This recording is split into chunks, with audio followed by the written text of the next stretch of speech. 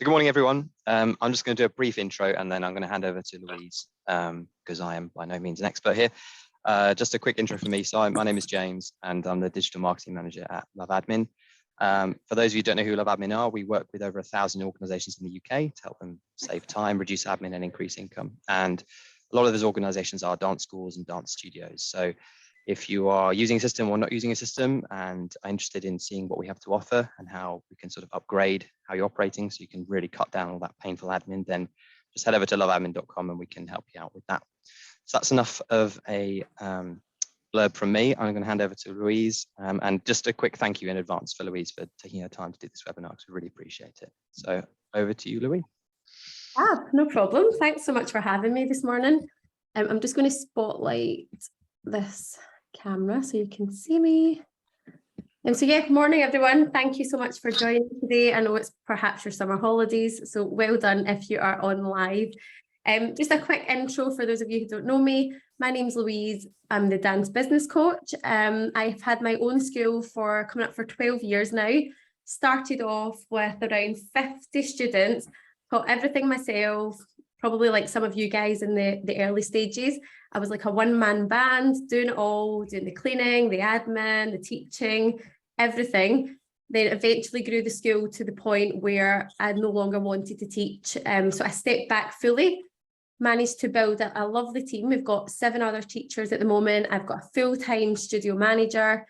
As well as our main studio base, we've got 2 branch locations and we've now got around 400 students. So it has grown quite significantly, and as well as the school growing in numbers, the best part for me is being able to step back and being able to run it like a business, making sure that it's financially sustainable and making sure that I've had a quality of life in the process, because I think sometimes, especially when you're building a business, you are so focused on that business, all of your time, effort, energy goes into it. But for me, it was so important to have a quality of life out with that as well.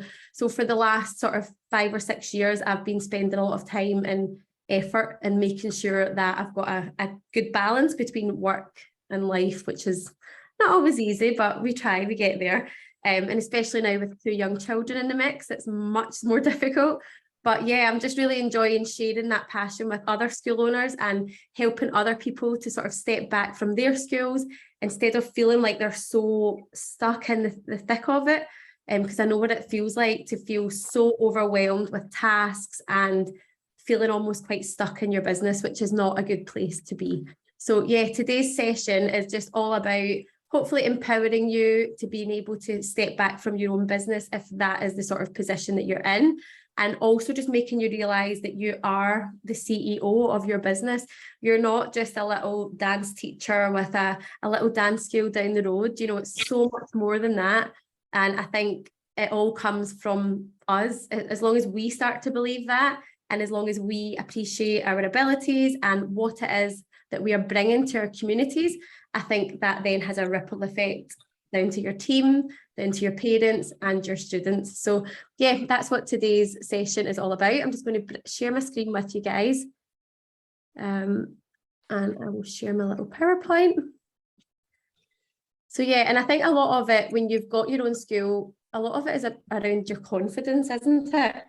It's having the confidence to make the decisions and knowing that it's your business, therefore it's your rules. So I'm just going to take you through. I've got not too many slides. I don't want to have death by PowerPoint today. So I'm just going to take you through some of the sort of main points for me that will allow you to step into your role as dance business owner. So yeah, you don't want to feel or behave like an undervalued employee, because I know fine well when it's your own business, you work God knows how many hours. But if you were to work out how much you actually pay yourself, is it in line with the hourly rate that you would want to be receiving as a CEO? So I want you to spend some time either just now during the session or afterwards, just figuring out how many hours you actually work in a week. So figure it out, add it all up, add up your teaching time, add up your admin time, you know, planning events, cleaning, whatever it is that your role involves. I want you to add up all those hours and figure out how much you're actually paying yourself, because I think some of us would be quite surprised at how much we're working for. I think when I done this session previously with my members, a lot of them were way below the minimum wage, like what they were paying themselves versus how many hours they put in. So I think it's just sometimes quite a good eye opener to sit and spend time looking at that, because we're so busy in the business that we don't necessarily stop and actually look at it differently. And I think a lot of this is to do with our mindset as well. So spending the time to do this can be massive. And I want you to figure out what stage you're at in your business. So are you still in the sort of doing process? Are you doing everything on your own? Are you more managing a team? Or do you have a manager in place and you're now sort of leading from the front? What sort of stage are you at in your business? I think it's really good to recognise that as well. And also, what title do you give yourself? If anyone's willing to pop off mute and share with us what title you actually give yourself. So if someone says, what do you work as? And you're like, oh, I just teach a little dance class. And so what kind of role do you say that you've got within your school? Is anyone willing to share that with us? Anyone? I have recently actually become the director of the dance school, but before that I did have it just on my email signature. But I never say that to the dancers. Like, to the dancers I say I run the school. Yeah. And I teach classes. Yeah. But then, to someone else, if I meet someone at a party, I'm the Yeah. director. Is that what you say? That's good. I love that. I think so. I think that's what I say. I will. That's good that you say that, because for so long when I would meet people at a party and they would say, what is it you do? And maybe they were like accountants, or I felt like they had like big serious jobs. And I'd be like, oh, I'm just a dance teacher. And I used to like apologize for it and feel almost like embarrassed. Whereas now when people say, I'm like, oh, I'm a dance school owner. And, you know, I feel more confident in being able to say what it is I actually do. So I think it's important to just figure out what you do call yourself, like what you say your role is, and just stop yourself from playing small, because I think we're all guilty of that. And I think we've all had it either with friends or family or people in our lives where they think we just run a little dance school, and we know fine well that it's so much more than that. So a lot of that does stem from us and ensuring that we are confident in portraying what it is we do. And like I say, why is it this important? Because we often hold ourselves back because we don't allow ourselves to take it seriously, that we are a proper business owner, you know, and we don't want to, the fact that you run your own school, you clearly don't want to just have a job, you want to have a business. And a lot of this is around just switching our mindset to make sure that you are feeling empowered to be able to do that on your terms. So yeah, thanks for answering that, Angie. That was nice. I don't know where my slides have gone. Sorry, guys. Just a little second. Honestly, I feel like I'm so out of the swing of Zooms. I've not done one for so long.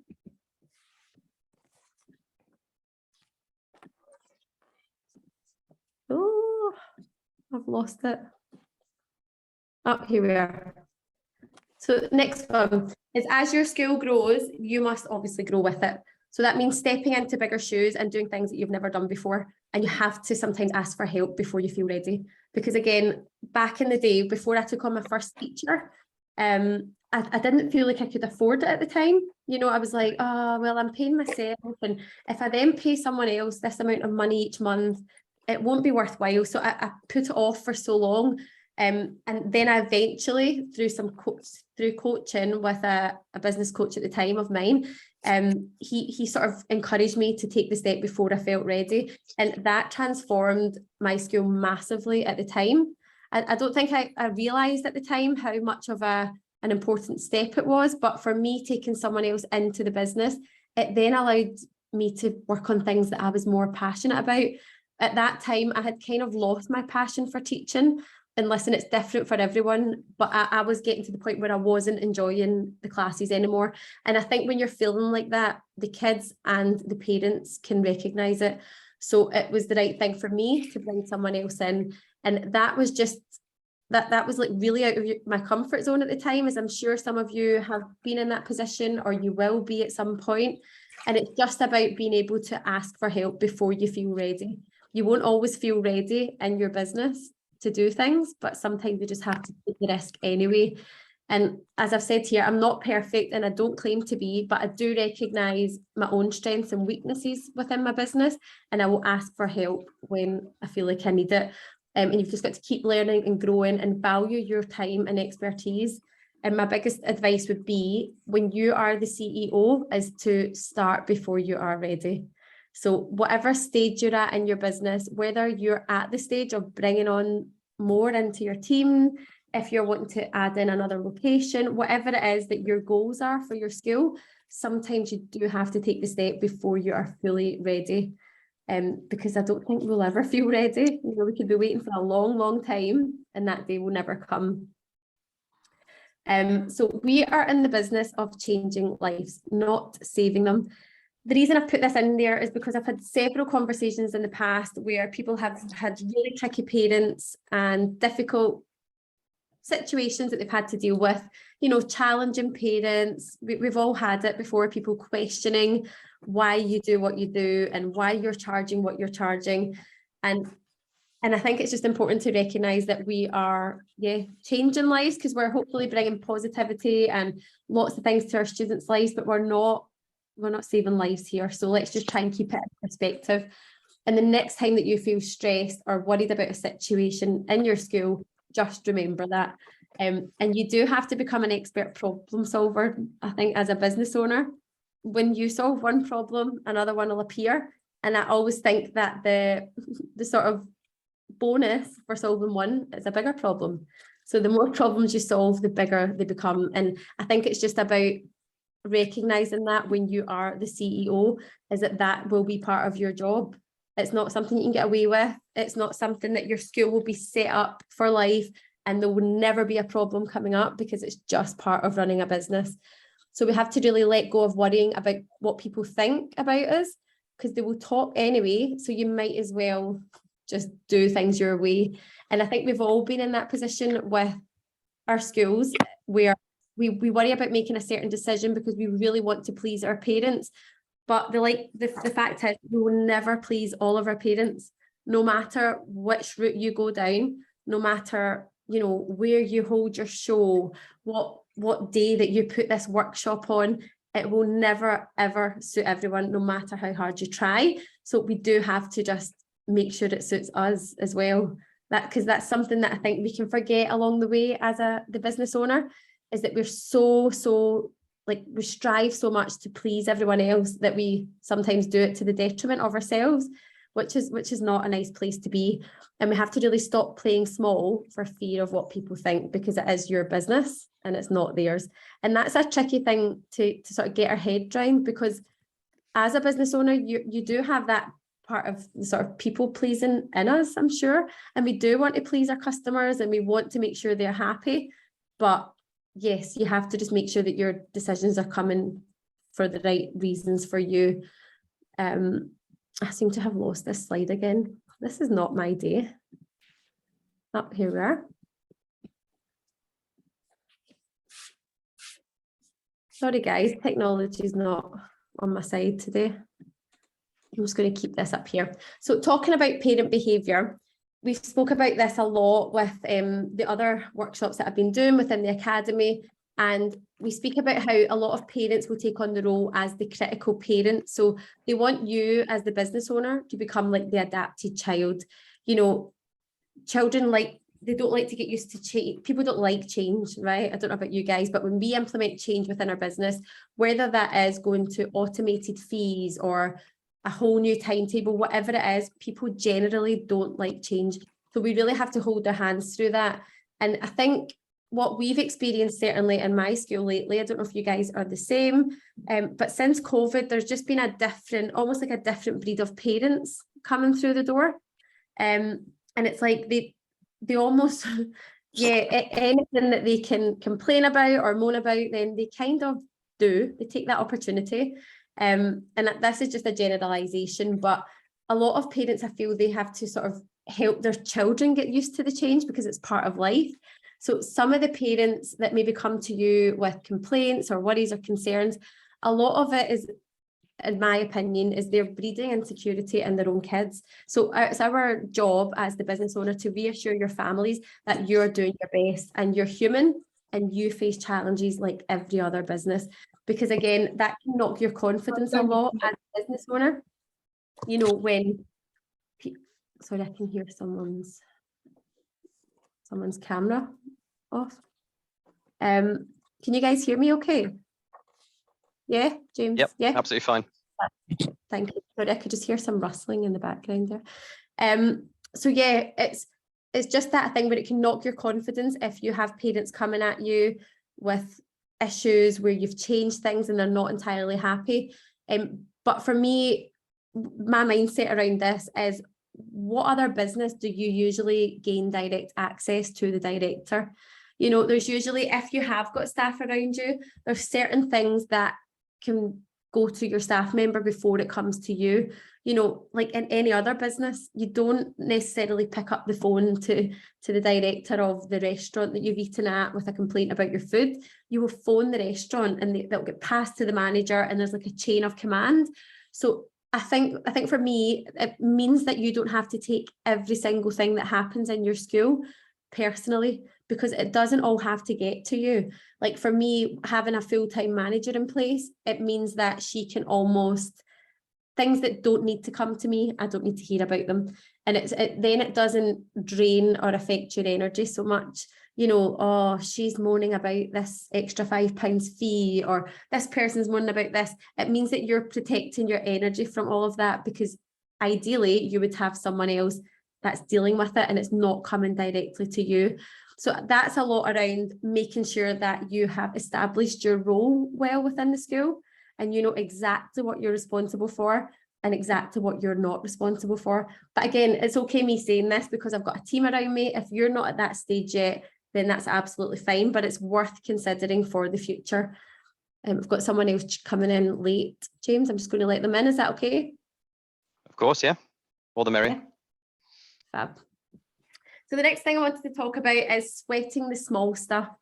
Now, I know people say don't sweat the small stuff, but I do think as a business owner, you do kind of have to sweat the small stuff, don't you? Because no one else is going to do it for you.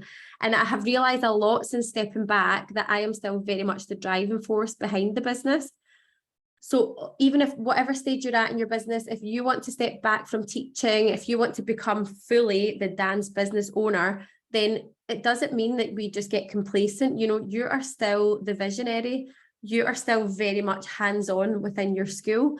And ultimately, you are still in charge of the direction that your school goes in. So as much as I don't teach anymore and I focus a lot of my time into doing things like this with other school owners, I am still very much hands-on within my school. I know what goes on. I'm in constant communication with my team. You know, I'm still very much, I'm the decision maker, and I take that role very seriously. I just chose not to do the teaching anymore and chose not to be in the business too much, but I'm still very much involved with everything that goes on. And for me, it was just about figuring out how I wanted my life to look and how I wanted my business to look. I didn't want my school to suffer in my absence. You know, if I wanted to go on holiday for a week during term time, I didn't want the business to fall apart because I was away for a week. And so that's why I made that decision for me. I made sure that everything is set up in my favour, I guess. And knowing that you can go away and that you can enjoy your role as the dance business owner without your business suffering. So for me, a lot of being able to step into your role as dance business owner is around making sure that you have built the foundations for a successful school, making sure that you have automated as much as you possibly can. And that goes down to systems like LoveAdmin. I know there's loads of other systems out there, but it's being able to automate as much as you possibly can to give you that control back as the owner. Because again, for me, it's important for me to take holidays. I love traveling. It's such an important part of life for me. And I know it was like totally taken away with COVID, but I want to be able to be on the other side of the world and log in to a system, for example, and check my class numbers. I want to be able to check that the money's coming in and that everything's ticking away without me being there and doing it manually. So I think, yeah, just being able to take the control back is so empowering as a business owner and not feeling trapped in your role, because there was a time in my own school where I felt so trapped, you know, and it was almost like you become a victim of your own success. Like your school ends up doing so well, but you're like, oh my goodness, I cannot keep this up. I can't keep juggling it all. So if that feels like something that you're going through right now, then think about maybe taking the steps to completely transform your role, because you do have the control to do that. For me, I think as a dance business owner, I try not to justify my decisions within the school, and just recognizing that it's your school and you are the boss. So we've all been there where people are questioning what you're doing, and people have something negative to say about things that you'll do. You know, we've all been there. But for me, it's just about responding politely, hearing the customer, because people just want to be heard. They want to know that you're listening to them. So it's about being polite, remaining obviously professional, but you don't always have to justify why you're doing things like that. I've had people say, I really want to take a holiday during term time, but I don't think my parents will be happy.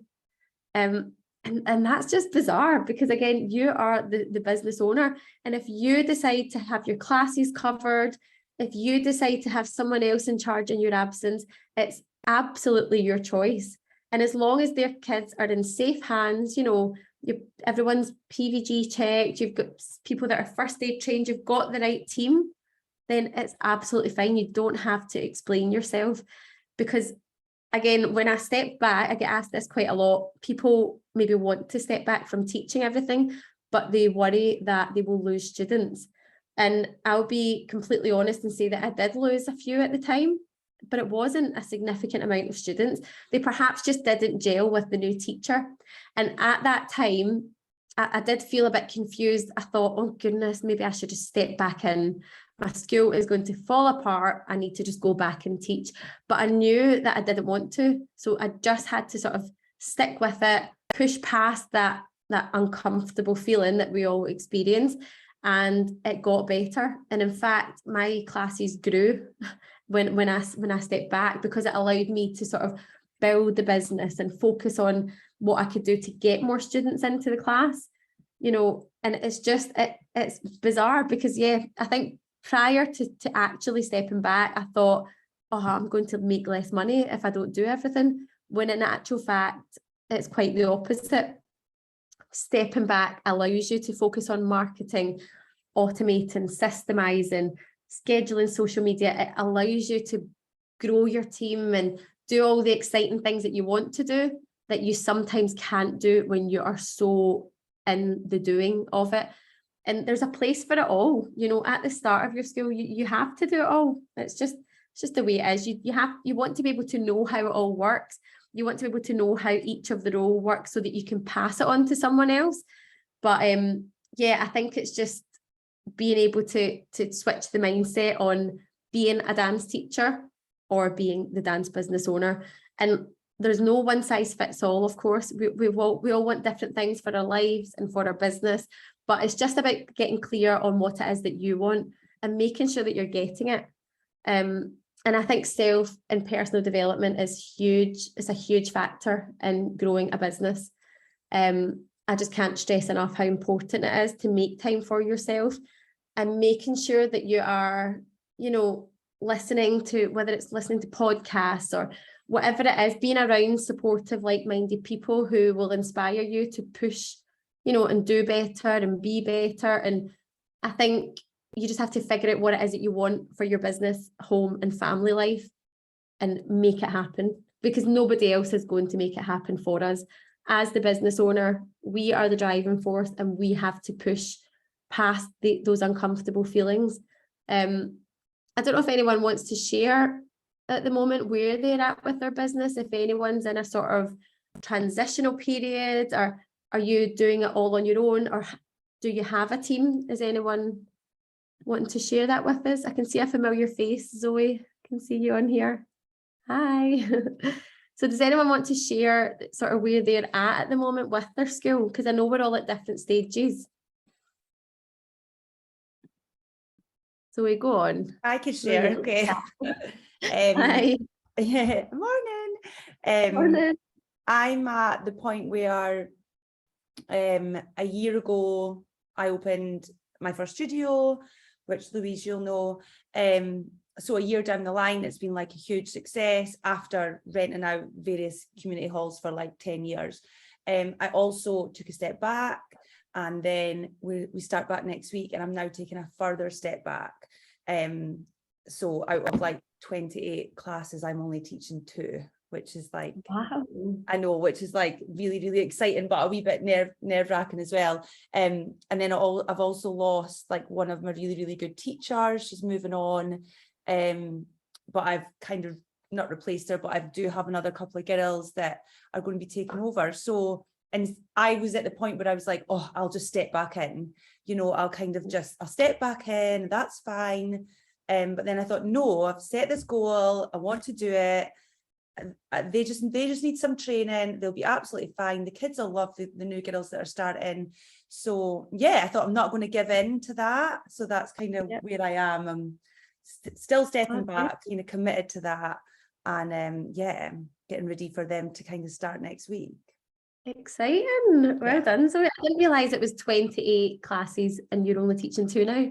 Yeah. Love that. That's exciting. I know. Because And that's 2 of them run kind of 2 locations run at the exact same time. That's what it is. Love that. But like that is maybe not for everyone to be able to scale back your teaching hours that much. But I know that was a goal of yours, Zoe, to be able to manage. That has been over like a period of time. Well, the last year I've kind of slowly kind of taken a step back and back. So yeah, it's not been like all of a sudden. And I still pop in and stuff to the other classes, and so it's fine. But it's good. And I think that's a great example where Zoe just recognised what she wanted for her school and what she wanted for her sort of work-life balance. So yeah, well done, Zoe. Does anyone else want to share before I move on or ask any questions at all? I took on an admin assistant a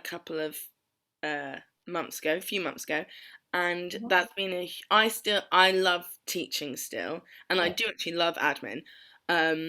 But it's just been really helpful having someone who, if I just have a thought last minute, I can just send her a message and be like, can you just sort this out for me? And she's so freaking good. She's like worth every bloody pound. And what I've really found helpful about it is she responds to cancellation emails.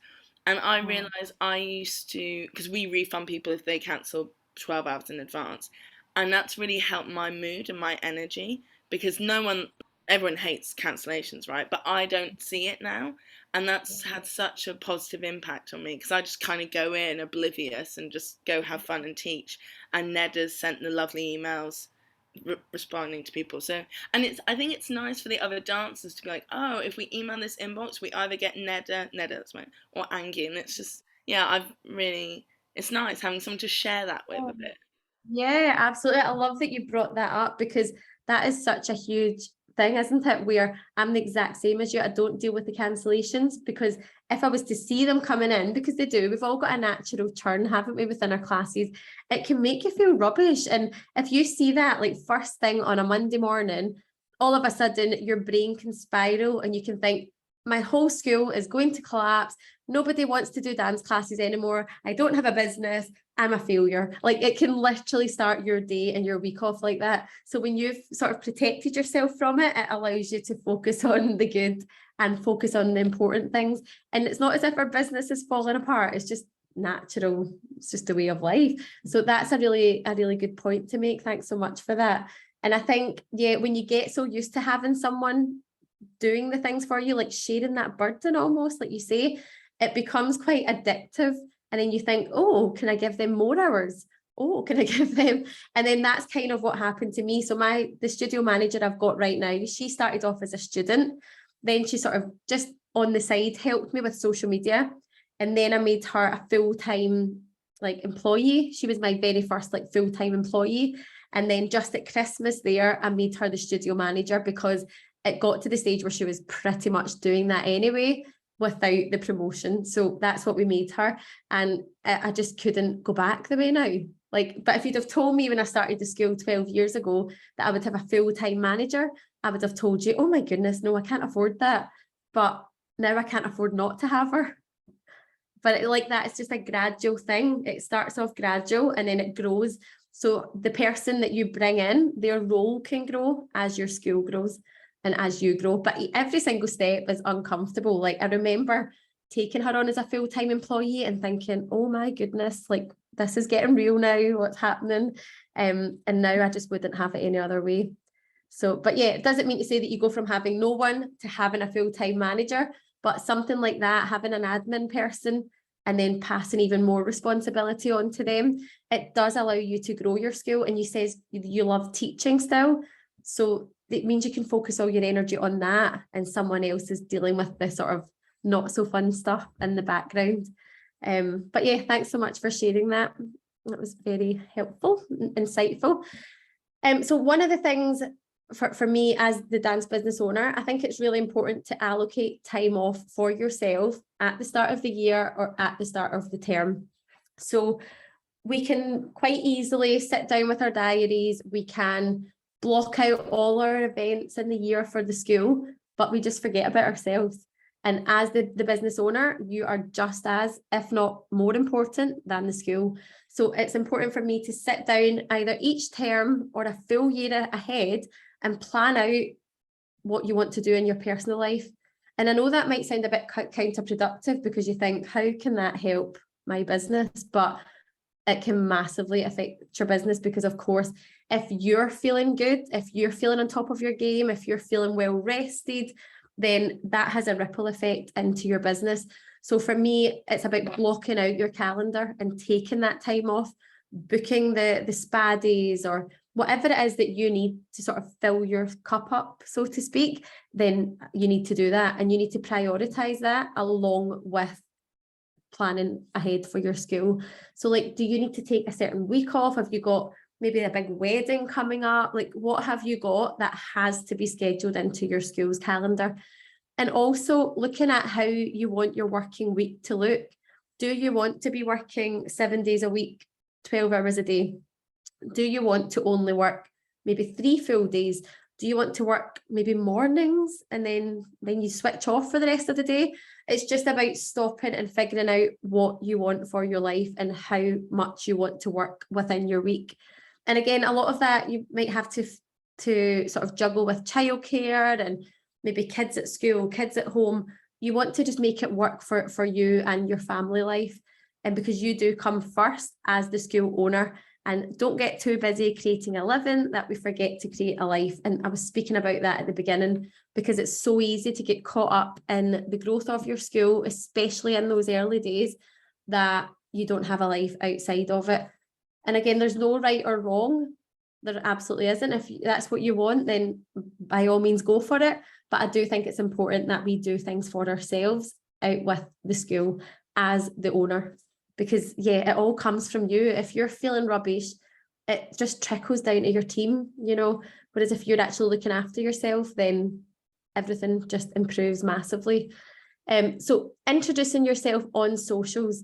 So as I was speaking about earlier, deciding what your title is. So are you the dance school owner, the dance business owner, the director, the CEO?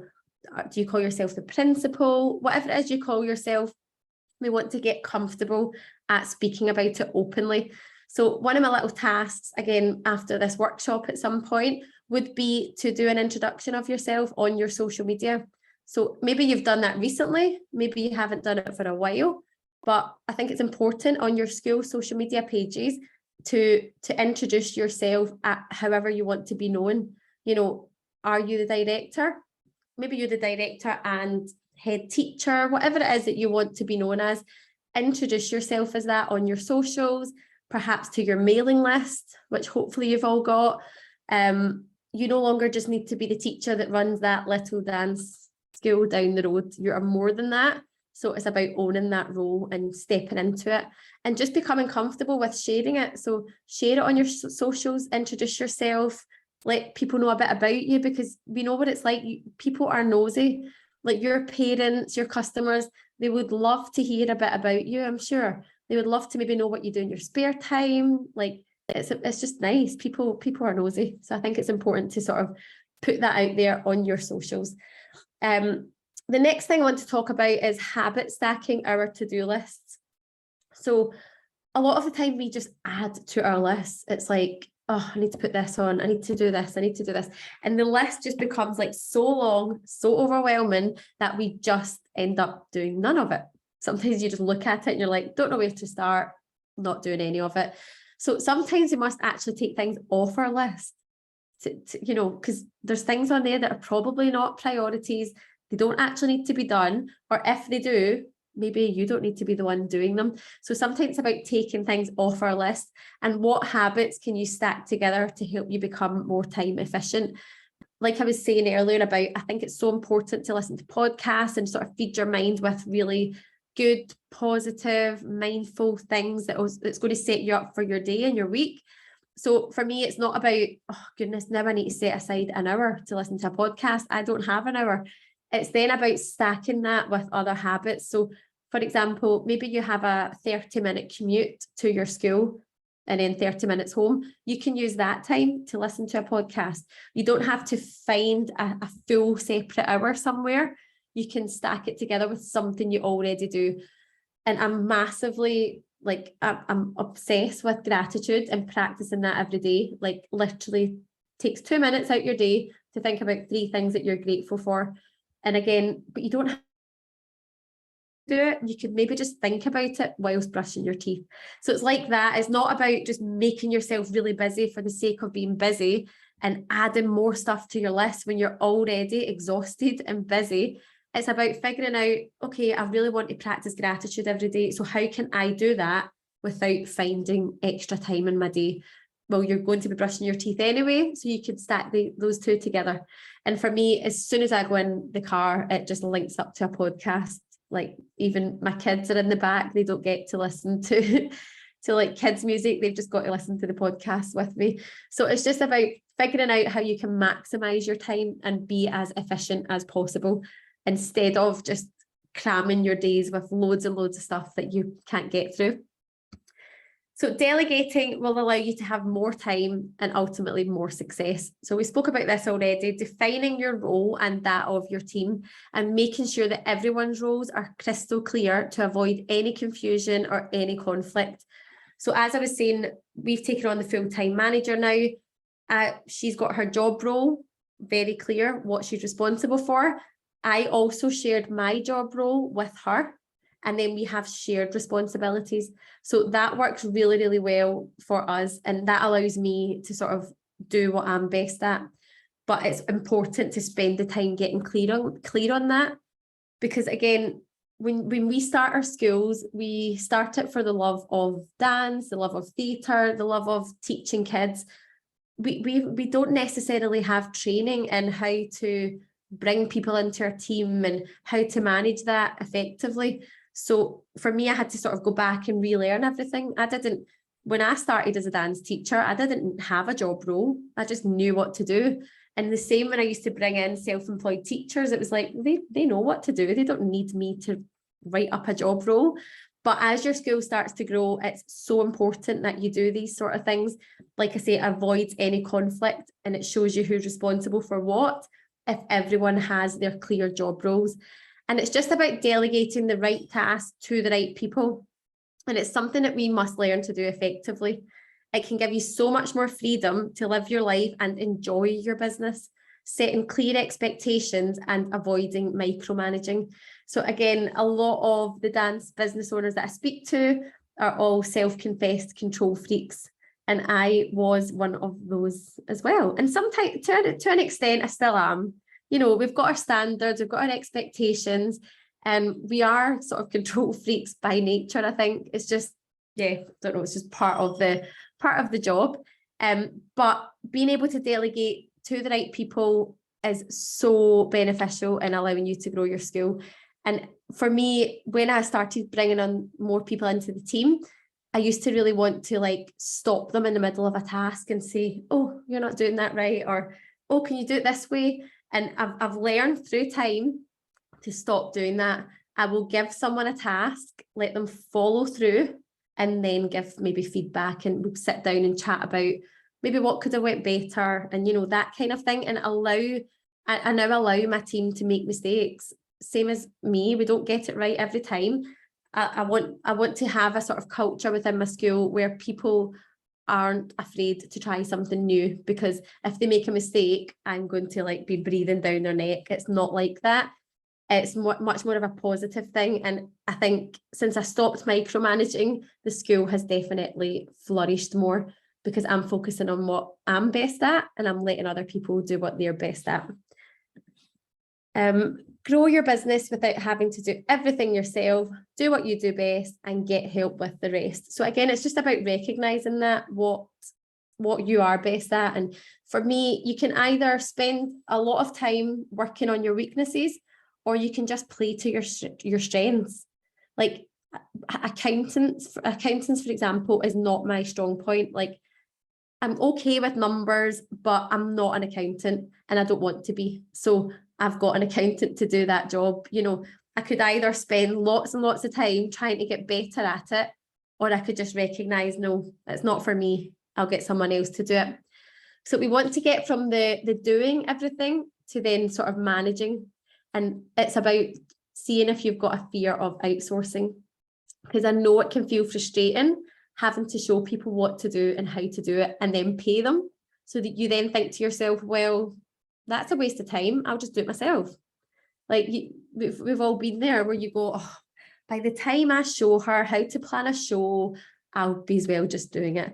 But again, if you can set aside the time to teach someone else to do what it is that you do, you're setting your team up for success. And again, if you can bring in the systems, bring in the automation, like having, you know, a follow-up email sequence when someone joins your school, having like, you know, welcome emails that are scheduled to go out to new students, whatever you can put in place to sort of systemize your school, then I'm all for it. It just makes life so much easier. Actually, while we're at this, do you automate your fees already? Just even by a show of hands, if I can see you. No, Julie does. Yep, I know you do, Zoe. Fab. If you don't currently, I would honestly advise it like massively. Since we changed to a subscription 2 years ago now, so our parents pay us 12 months of the year. So even when classes are off, we only operate for 44 weeks of the year, and our parents pay all year round. And I would just, this is not even part of this slide, but I would just add in that is massive for your cash flow, making sure that you have money coming in at every point in the year. And it means then that you're not having to sort of go without during summer. Because if you're anything like me, like back in the day when I collected my fees with cash, or actually we had so many checks back in the day, people just wouldn't pay us for the month of July because we were off. So what I would have to do is use some money from my summer show, and that would like sort of see me through the summer, and I would have to set money aside for my bills and things like that. But that, again, as the dance business owner, I don't think that was the right way to be doing things. So now we've got it set up where our subscriptions are paid every month of the year. And it means that as the dance business owner, you can still pay yourself a full wage all the way through summer when classes are off. And it's just that thing about reinforcing your worth and reinforcing the value that you have as the business owner. You know, because when I think back, like, yeah, I would be trying to survive a summer just off of a show bonus, and really I should have been enjoying the show bonus as a bonus and not using it to get me through summer. So things like automating the fees help that massively, because yeah, we just get payments all year round now, which helps if you've got a studio as well, and if you've got employees, then you need that, because you don't want to be having to set aside money from each month to get you through. So that's a massive game changer in allowing you to sort of step into that role as DBO. So yeah, but there's lots of ways to do it, and it's just worth looking into. And it takes away just that manual, you know, the chasing of fees as well. Like that used to be the bane of my life before we done subscriptions. We spent so much time not arguing with parents, but, you know, being like, no, you've definitely not paid us. And they would say, yeah, I paid the girl with the short brown hair. And you'd be like, no, you never. or I paid that blonde girl, and I'm like, you definitely didn't. So we would have that sort of conflict with our parents that we don't have anymore, which is massive. So yeah, if it's just us in our business, we have a job, and if we take time off, no money will be made. You know, if your whole school is reliant on you to make the money, then you can't take time off and know that you've got money still coming in. And your business doesn't have to make you feel trapped. So we need to stop thinking that we're the only people who can do all the jobs. It's really our job to be able to energize, empower, and create freedom for ourselves within our business. And burnout is massive. Like, so many school owners I've spoken to recently have struggled with burnout. They've been just doing far too much. You know, we've been thrown back into hosting massive shows after having such a long break. People struggled massively through COVID and the lockdowns, and we've come out the other side, and all of a sudden you're planning these huge shows again, and people have been really burnt out. And I think it's just worth remembering that our health is our wealth, especially as the business owner. Like, I can't stress enough how important it is to look after ourselves. I've experienced it before myself, and it's not nice. You know, when you're just doing far too much and your body starts to shut down, because it's like, no, you are not doing all of this. So just looking after ourselves is such a massive thing for me, because I've experienced it before. And a CEO comes in all shapes and forms. Long gone are the days where business owners had to wear a tight dress and heels. Like, you know, just because we are not in that sort of environment where we are working in the city with our big suits and heels on, it doesn't make you any less of a business owner. You know, just because we're in our tracksuits and our trainers, you are still very much a respectable business owner. And yeah, it's our job to just create a culture within our school that supports whatever our core values are. Every school is different, every school owner is different, but we want to make sure that we are providing a space that is in line with our own beliefs and that of our school. So you are evolving, it's a process, and like Zoe said, change doesn't happen overnight. But it's worth remembering that without profit, we just have a hobby. And without delegation, we can't create the best customer experience. You know, we need to stop apologising for making money from our schools. In fact, if we're not making money, then we're not doing something right, and something has to change. In order for you to run a financially sustainable school long term, like long into the future, I want my school to run like long after I've gone. I want to pass it down generations or whatever, and I want it to be able to be sustainable. I don't want to be scrimping and scraping to make my school survive, you know. And that's all around making sure that you're pricing your classes properly and pricing your events, and, you know, just knowing your worth and understanding your value. And as I said, without delegation, we can't create the best customer experience. So for me, I couldn't possibly please everyone at my school on my own. It's so important for me to have that team in place to make sure the customers are happy and put all the steps in place that are needed to do that. So yeah, just realizing that you can't do it all on your own as the owner. And when you're at that stage in your business where you're not sure whether to take on a new member of staff, or you're not sure what the right thing to do is, you have to just try and figure it out. And you can do that by speaking to other school owners, making sure that you're in communities either on Facebook or around you wherever you live, just making sure that you're around sort of supportive, like-minded people who either have been in the position that you're in, or they're maybe in that position right now, and it's just about bouncing off each other. And I found that massive in our Facebook community, the Dance Business Lounge. I'm not sure if any of you guys are in there, but I found, yeah, just having that knowing that you're not alone is just massive. And yeah, I can see a change, I think, in the dance industry, where people are starting to sort of step up and realise that they don't have to apologise for making money, and that we very much deserve to be making money from our school, because I know the amount of effort and work that goes into it. Regardless of your role, whether you teach or whether you don't teach, there's a lot of work that goes into it. There's a lot of overhead, and yeah, you absolutely deserve as the owner to be benefiting from that, both financially and, like I say, having that quality of life as well as running your business. I've got some people in the chat. I love that part, feeling empowered as a successful business owner in my tracksuit. Yes, Chloe. Yeah, because again, like, we're still business owners. We don't have to be suited and booted to be respected.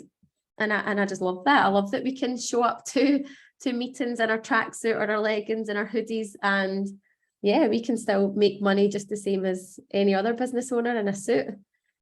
So yeah, that's all the sort of most important points for me as being a dance business owner, and making sure that you make time to enjoy your life as well as your business, and both come hand in hand. You know, like, sometimes having a dance school is very much a lifestyle business. It's very much like part of your life. It's not as if you have to be one person and then a different person at home, but it's just recognizing that you need that time out with your business to feel inspired. I mean, I don't know about you guys, but the minute I go on holiday, all these ideas start coming. I'm like, oh, I need to do this, I need to do that. And I've usually always got a notepad, or I'm taking notes on my phone, because it actually just inspires you to then come back and grow your business. So they both go hand in hand. And yeah, hopefully that little rant of mine has helped you to sort of step into your role and own it. Yeah, own it as a business owner. So we've still got just over 5 minutes to go. If anyone's got any questions, or you want to share where you're at the moment with your school, then I'd be happy to do that, James, if that's okay. Absolutely, yeah, absolutely. Does anyone want to ask any questions or share any insights after the session? I would ask a question. Oh, Angie's just unmuted herself, actually. Go on, Angie. I'll be quiet. Too many questions, so many ones. I actually have a meeting so I only have self-employed teachers, so I always feel, and I don't know if the other people feel this way, almost like a guilt for asking them for stuff. Like, for example, Courtney really needs to get back to me today about what we're going to do next week for term, and sometimes I find that a little bit tricky to manage. And I also wanted to ask about my teaching style is quite very, anyway, how to empower teachers or how to train teachers in their teaching style when actually they're self-employed people, and in a way you're just grateful to have them on board. Did that make any sense? Yeah, no, that makes complete sense, and it is a tricky one, and I completely get where you're coming from with that. What we do within our team is we aim to have a quarterly training session. It didn't quite happen last year, but that is usually the goal. Even if not that, even if every 6 months or every year, because although your team, we've got self-employed teachers too, not everyone is employed. And I think it's important when they're coming into your establishment that they do things your way. So yeah, I would absolutely not rule out putting on a teacher training day. Yeah. Is that something that you do? Well, we don't am I on mute? Oh no. No. We don't at the moment, but next week actually we are meeting up for a picnic, and I was like, let's use that as informal teacher training, and I kind of wanted everyone to talk about things they maybe struggle with in class and share tips. So I'm kind of hoping that will be, I think I'll do that as a starter for 10, and then if that goes well, I'll be like, right, let's make this a yeah, cool. Definitely. One of my close friends, actually, she's also one of our members. They hosted a training day at the weekend for their team, and they hired out a great big space in a hotel nearby. She had PowerPoints. She brought in a photographer to get headshots of the team, and she made such a big day of it. They all stayed on for drinks and nibbles after and that kind of thing. And she said it was an amazing day. She set aside this entire day to make sure that everyone, it also is a great team bonding session, because a lot of the time when we have self-employed teachers, they come and go and they don't all cross paths. So for her, it was really important to have them all in that day, getting to know each other and making sure that everyone understands the core values of her school. So yeah, it's worthwhile setting aside time to do that kind of thing. Yeah. And I don't think it's not wrong to want that from self-employed teachers. You know, they can implement this sort of thing at your school, and if they go and teach elsewhere, they don't have to do that. That's fine. But it's important for you as the owner that everyone that's teaching for you on your behalf is doing it in the way that you would like. Because I've had teachers in the past that come in and maybe raise their voice at kids, and that's absolutely not what we're about.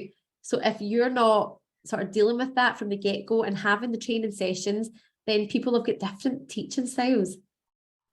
Yeah, that's So, really yeah, good. Thank you. no worries. Yeah, I would say that's so important as teacher training, to make sure everyone is sort of on the same page at your school. And like I say, a lot of our teachers are passing ships. They don't see each other. They don't have that chance to build a relationship. So putting on these events, whether it is team days out or team training, just really allows everyone to sort of gel together and make sure that you're all on the same page. And then it means when it comes to show time, everyone knows each other. And it's not that kind of awkward, like, hi, I'm the ballet teacher, who are you? And it just allows that opportunity before big events. Has anyone else got any questions or any insights? Louise, I was just going to say, the girl there that was speaking, she was on about she text one of her staff, and it's that kind of waiting for the reply. I get like that too. I think sometimes I'm like, I want an answer now because I'm doing this job and I need to know what's happening now, so I could just kind of get that done and move on. And with the self-employed, teachers, it's hard. Maybe even in the message, sometimes I say, if you're busy just now, don't worry, but if you can let me know by, and kind of give them a deadline of when you really need to know the answer for whatever it is, what song are you teaching in dance camp next week? I have asked that in the group chat, kind of delegated, and I've said, like, let me know by what song you're doing, and then that way they kind of know your expectations of when you want them to reply. I don't know if that would help in the communication. It was the girl there, but I couldn't see who it was. Sorry, I don't know her name. Angie, wasn't it? Yeah. Hi, I don't know if that would maybe help with just, them getting back to you by kind of giving them just saying, if you could let me know by X time. And it's been clear on that, isn't it? Yeah. Totally. Just and if try they to be don't clear. Don't feel bad about setting that deadline, because you as a business owner, you need to know. And definitely, Zoe, that's a great point, actually, because one of the things that we cover in our team training days is we have a group chat amongst the teachers, and there was times where I would maybe post something and wouldn't get all of the acknowledgements, and I'd be like, oh, did they read that? Did they hear it? So one of the things that we cover in the training is just give me a thumbs up, just let me know that you've seen it, just acknowledge it. So it's about just opening that communication and saying to people, I understand that we're all busy, but even just a little acknowledgement in whatever time frame. And I think that goes for our customers as well as our team. When we've got people booking into sessions or whatever it is they're doing, we always like to put a deadline on things. Otherwise, they'll just leave things till the very last minute. So we like to just put a deadline, let us know by Friday at 5 p.m, or you're too late, basically, you can't book. So I think that creates a little bit of urgency as well for people, because if you give people 2 weeks to do something, it would usually take 2 weeks. If you give them a day, it will take a day. So we like to sort of deadline everything that we put out there to our customers and to our team. So yeah, that's a great point, Zoe. Thank you. Has anyone else got any questions or anything they want to share about their school? I was just going to quickly ask, Louise, you mentioned about the podcast that you listen to. Are there any that you'd recommend to the in particular? I'm obsessed with Stephen Bartlett's Diary of a CEO. Obsessed. I listen every week they come out.